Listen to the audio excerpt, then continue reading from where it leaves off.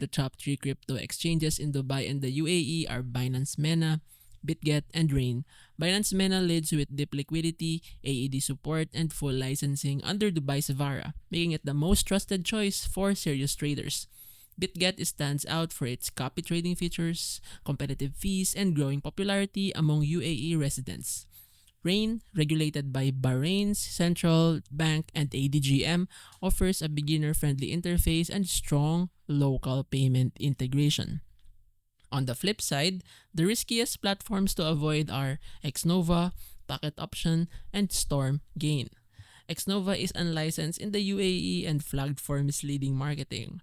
Pocket Option, known for binary trading, lacks top-tier regulation and has frequent withdrawal complaints.